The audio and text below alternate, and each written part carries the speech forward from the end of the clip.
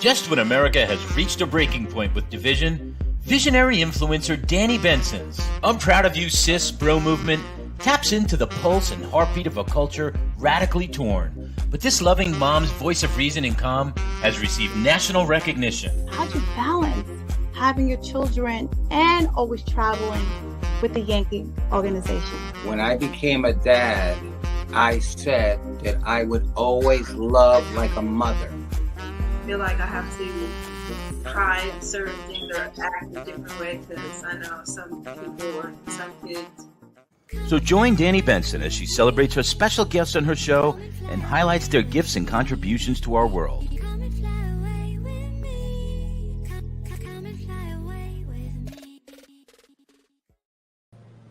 Hi, everyone. Hi, I am host Danni Benson on I'm Proud of You Sis. Thank you for joining me. Please tell your family, friends about this show. Please like, share, and follow, comments. I'm on Optimum every Saturday, channel 20 at 9 a.m.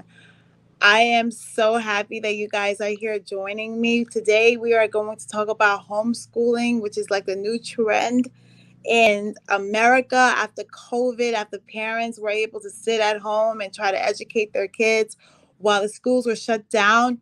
A lot of parents had their kids remain staying home because they liked the education that they were giving their kids at home. Not to say the schools are less than educations at home, but more parents want to have more control over their children's education. So I have Miss Gayna here, who's going to give us homeschooling 101 for parents out there who are interested in going on the path of homeschooling. So let's say hi to Miss Gayna, and I'm proud of you, sis. Hi, Miss Gayna. How are you? I'm great. Thank you for having me. Oh my God. Look, you are like the expert in so many different things. I mean, I give you your flowers because knowledge is everything. Like picking up a book and learning something. Like basically school doesn't stop when you stop paying for it. Like college, going to school and whatever, going for a trade. Your learning is continuous until you actually like die. Because your brain needs to be fueled with information in order for it to grow. So I love the fact that you're in and out of all these different areas because it's letting me know that you welcome the knowledge and information to grow, and knowledge is your power. So I just want to say thank you, Miss Gayna, for joining. I'm proud of you, sis. I'm giving you flowers because I'm just like, yes, like you that chick, girl. You're that chick. That's all I gotta say about that. You're that chick. So let's talk about homeschooling. No, you're welcome. Let's just talk about homeschooling because I know parents want more control over with their children, especially during COVID. A lot of parents got to see what the kids were learning in school. And there's some areas in this country that the school might not be stellar, that the parents want to decide to maybe teach their kids at school. And we were talking about this. Sometimes it takes a village, to do homeschooling. So let's dive into homeschooling in America. How are you today? Okay, great. And excited to express this information I have about homeschooling because it's much easier than people think. And it's very beneficial for kids these days. Homeschooling opportunities and online schools offer so much opportunity. There's so many elective courses that kids can tap into at a young age.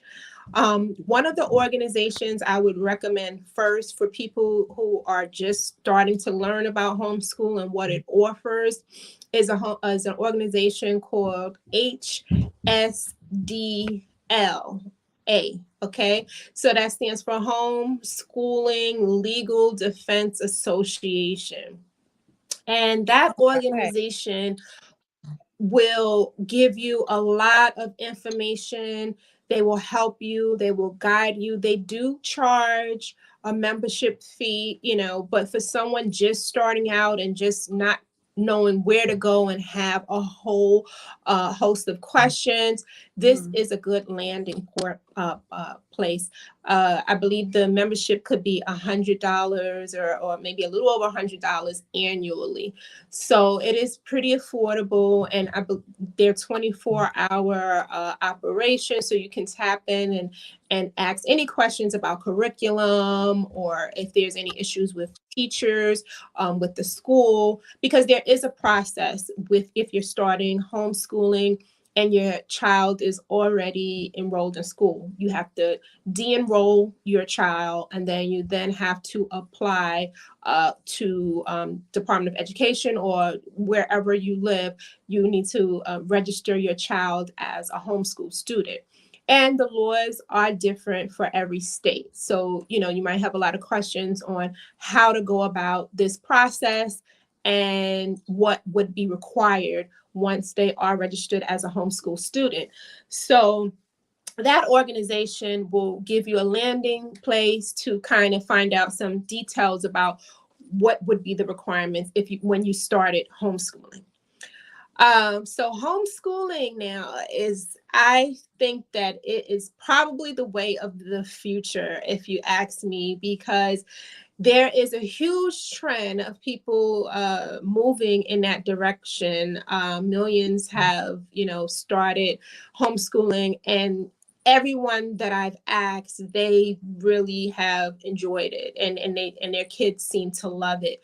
Some kids, however, though, as they are older, seems like as they get more older and they have, kind of develop relationships in school and friendships in school, and they're a little bit more used to people giving them a step-by-step way of how to do things. They have a little trouble with homeschooling. I will admit that, as kids do get older, and we're talking about in the high school ages, because when you're starting out as a homeschool, you're training your child to be more independent thinker, a more of a critical thinker, more independent, kind of take charge. And what courses are you interested in? Okay, we'll take this course next year. We'll take engineering, we'll take plumbing, we'll take ecology, we'll take agriculture. And they have a little bit more of empowerment to be involved in their education versus, maybe as they get older, it's like, well, I don't know what to do, or I'm waiting for the teacher to tell me what I need to do. And, this is a bit of an adjustment for me. So I've heard of struggles in that way. But if they're able to get past those struggles, it is such a eye-opening, wonderful experience to homeschool.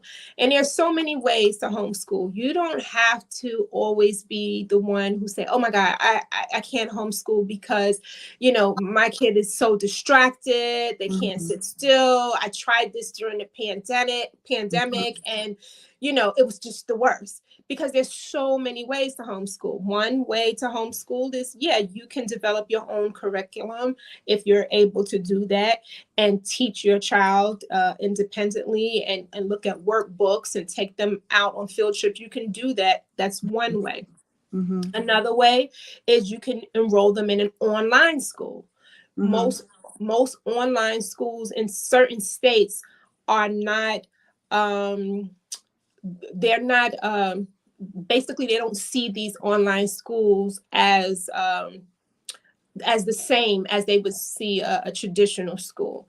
So basically the online schools would fall under homeschooling category, even though it's a real school with the same curriculum that your child may be taking in a traditional school in a brick and mortar building.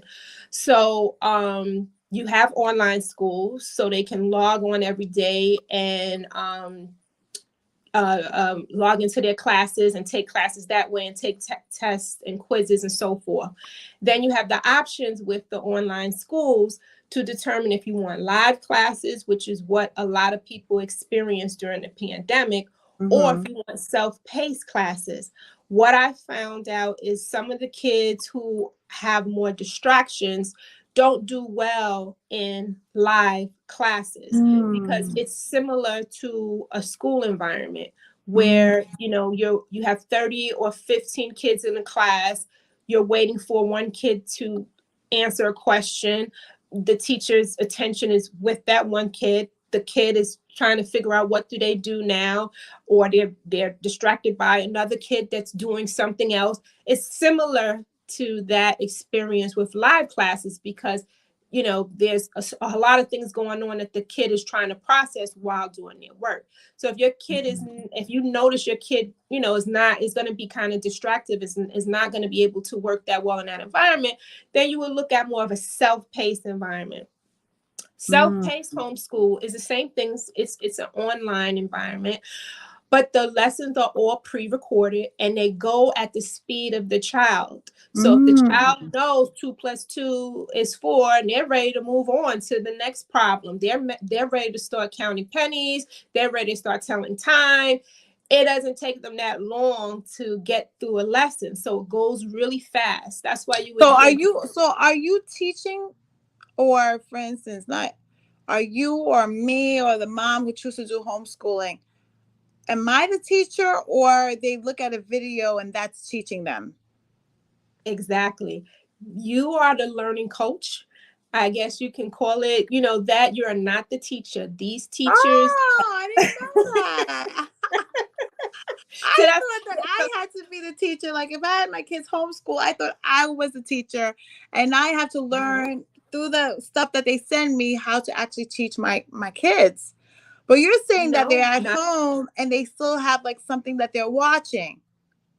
Exactly. It's like online classes. So it's like online classes in college or when you're learning a skill.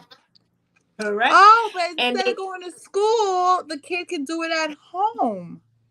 That's it. And that's what makes it so much. And the kids really love it and enjoy it because it's at their own space. So if they struggle in a certain area, it'll be targeted just to the area that they're struggling in. They may not be struggling in science or social studies or even ELA. They may just be struggling in math. So it'll target the areas. They'll look at how quickly they answered the questions. All of the algorithms are set, which questions they get wrong, which questions they get correct. And then they will determine if there's any recovery lessons needed, if they need to go back and repeat certain lessons. And it's immediate. It's not a month or 2 months later after an exam is given and you determine that they're struggling in math. So these things are immediate because all the algorithms are set up as they learn, as through self-paced, because they're given memory drills, they're given quizzes, they're given tests, they're given all of this stuff throughout their day in each subject that they log on to.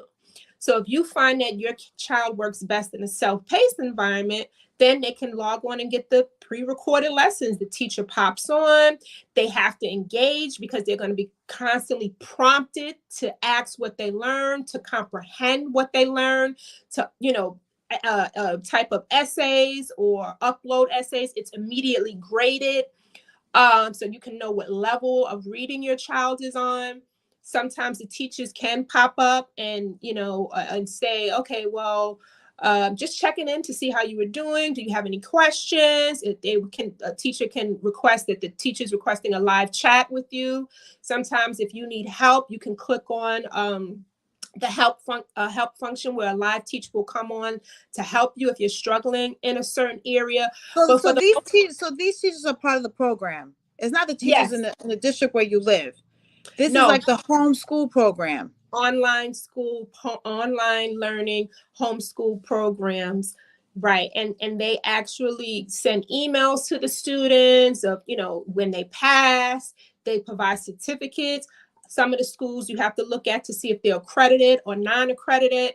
Ideally, you would want a child to go to an online school that is accredited. So this way it flows better, on their transcript and applications into college.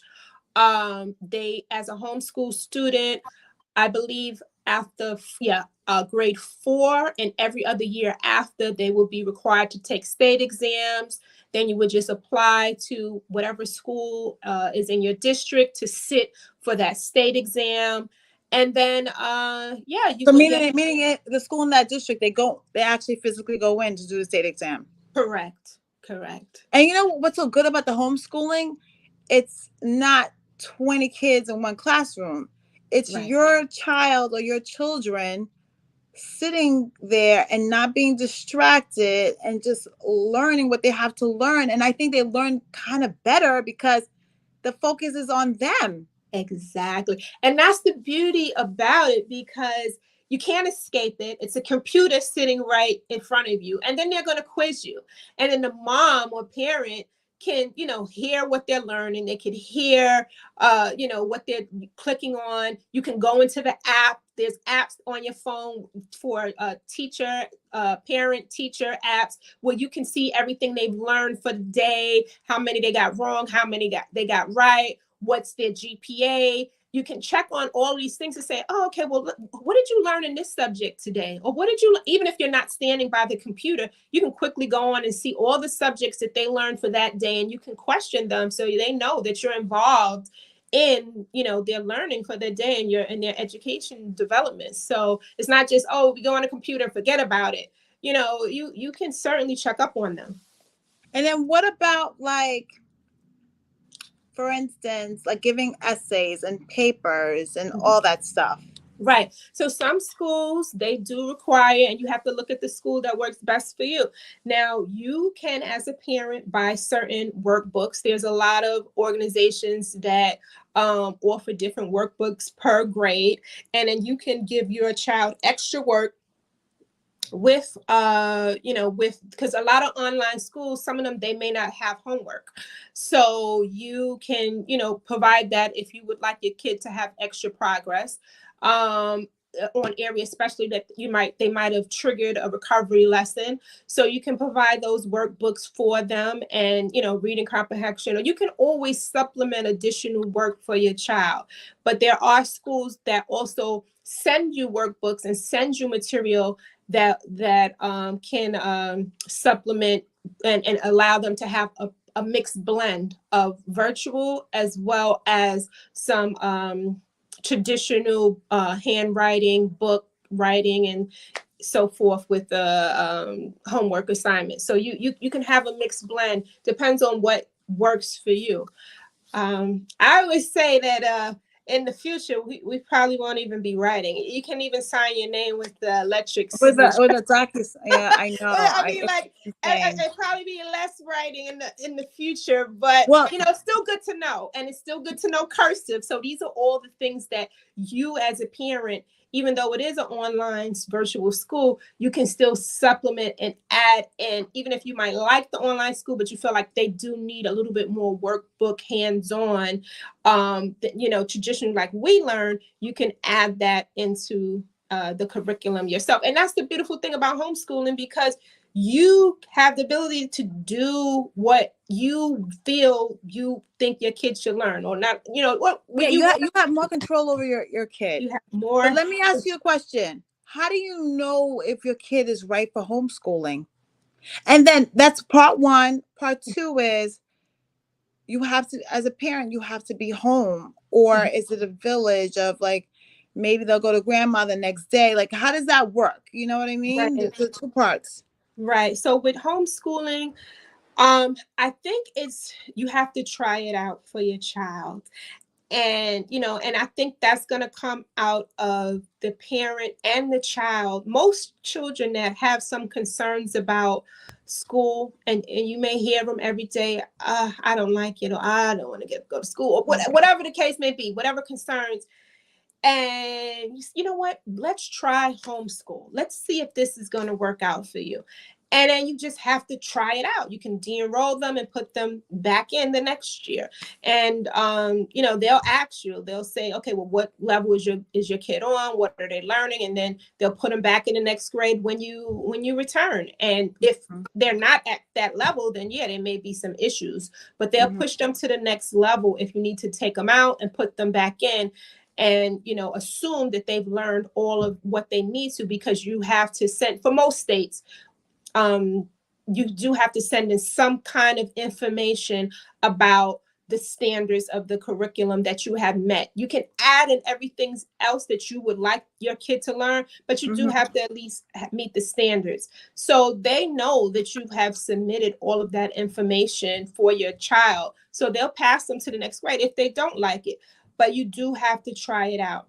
Now with the village, I would say that, I would say that you would need to determine how the schedule will work out for you. Because if you have a 9 to 5 job and you don't have anyone to stay at home with you, you have to see a grandma, auntie that could, watch the child for a few hours, and then while they're homeschooling. And a lot of people say, oh, homeschooling, because they think they have to do it. No, there's so That's many what I thought. I ways. thought I had to do it. No, The there's so responsibility is on me.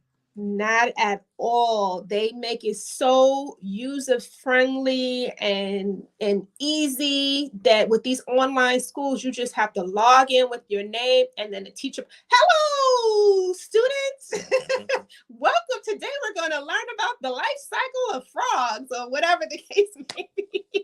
So they give you all of that good energy that your child needs on a day-to-day basis. You take out the element of, what am I going to face today when I send them to school? What story they're going to come home?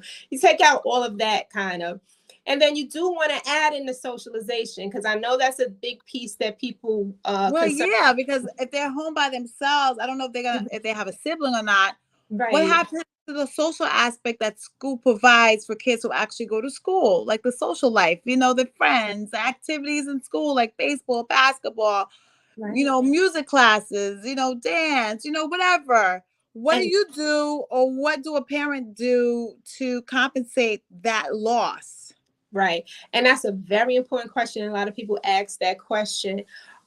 You have to add in those social activities. It's a must.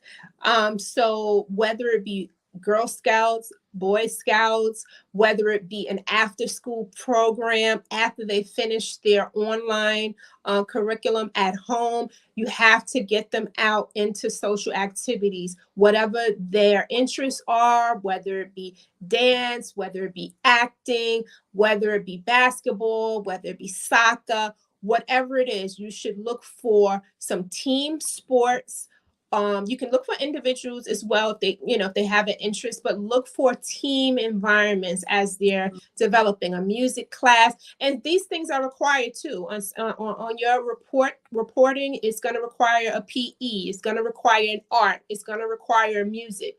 So a lot of these programs are at the after school centers. And, even if it's not to the level that you would like, because maybe the kid has a greater interest in one of those areas, you have to then go out and find those areas and see where that kid can go to continue on that journey.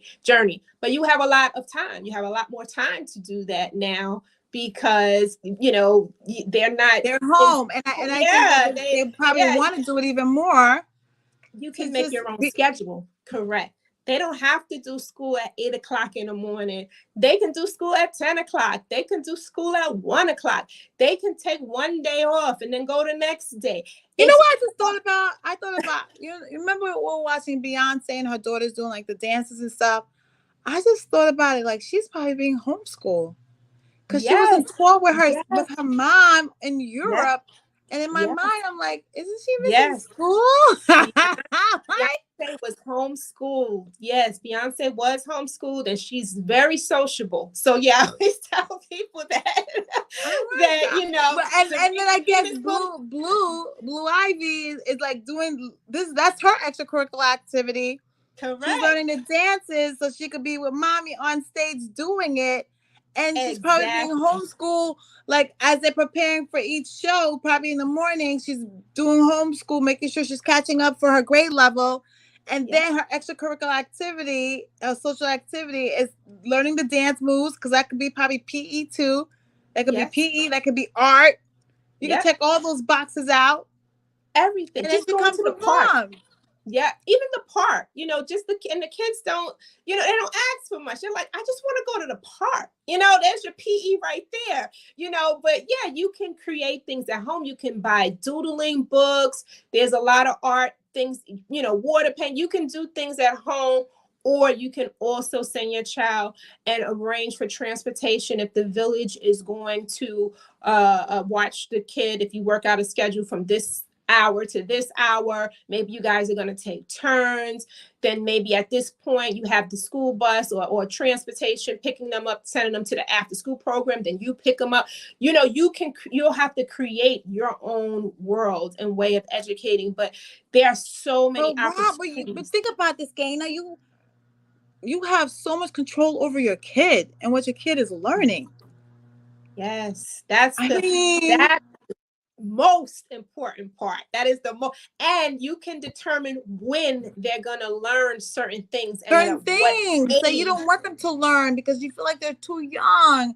Because you know your kid better than any school or any school district or any board of ed would know your kid. And not every kid at that grade level is at the same maturity, is at the same level of just grasping things and understanding things. Because what happens in school is it's like a blanket thing. You're in 4th grade. All right. So every kid in 4th grade knows this. And every kid is an individual. Their maturity is different. Their growth is different. How they learn is definitely different. Like instead of them giving like this one way of learning, sometimes kids are not successful because maybe their mind is not geared to that one way of learning. So when you're homeschooling, you get to find out the best way or the best path of how your kids actually learn. Yes. And you get to you get to like make it fit for them so they can really exceed and do well in school instead of like this whole blanket of 23 kids, 30 kids. Okay, you guys are all going to learn this way. And if you don't learn that way, that means you're not doing well. Right. And you're not on the same level. Your kid might be on 3rd grade level reading and then might be on 2nd grade level math, but you won't really realize until they say, okay, there's an issue, and this is, we need to hold them back, or, they're struggling here. But what I like about homeschool is you learn these things immediately. So you don't wait all the way till they get through the year and find out that they're struggling, and they come home and say, I'm doing great. I'm going on, or they'll get a report. Yeah, every day my kids are saying they're doing great. And I got to wait like 3 months to find out that there was some issues. There's issues. I'm sitting there with the thing like, so you're going to tell me 3 months later? So now I'm 3 months behind. Right. And it's harder to catch up because now they're learning new material. So it's immediate correction, and you're learning. Oh, I like that word. Immediate correction. I like that word. It's like immediate discipline, because kids learn immediate. Like if they do something wrong, if you don't immediately discipline them, you wait like a couple hours later, they'll be like, but what did I do? What's going on? I'll be like, what do you mean? Like they completely forgot what they did. And they're looking at you like, what am I getting punished for? You have to do immediate punishment. Yes. As they are doing it, you gotta go, okay. Because that's how they grasp it. That's how they correlate, like this is because of this immediately. Right. And you don't have a lot of time through their development. They're on to the next. So the things you instill in them within a certain age, their minds are developing in such a way that you have to set these standards for them at a certain time period, so that as they grow older and develop, they have already developed that character that is going to be beneficial for them to survive and flourish, those character traits. So you have more of an oversight, I guess you could say, when you do tap into the homeschooling environment and just, surround them with that village of activities and people. Mm-hmm. Well, Miss Gayna, I know there's probably a lot of parents out there that's listening to this and saying, oh God, this might be an option for my kids. especially how things are going on in education, and parents want more control and want more input in how the kids are being taught. But I want to say thank you so much for everyone. I'm Danni Benson, founder of I'm Proud of You Sis. This is my show. I'm giving Gayna her flowers. Thank you so much for coming, and I hope you enjoyed this topic because it's opened my mind. I didn't know, and I'll see you next week. Bye, everybody. Bye. Bye.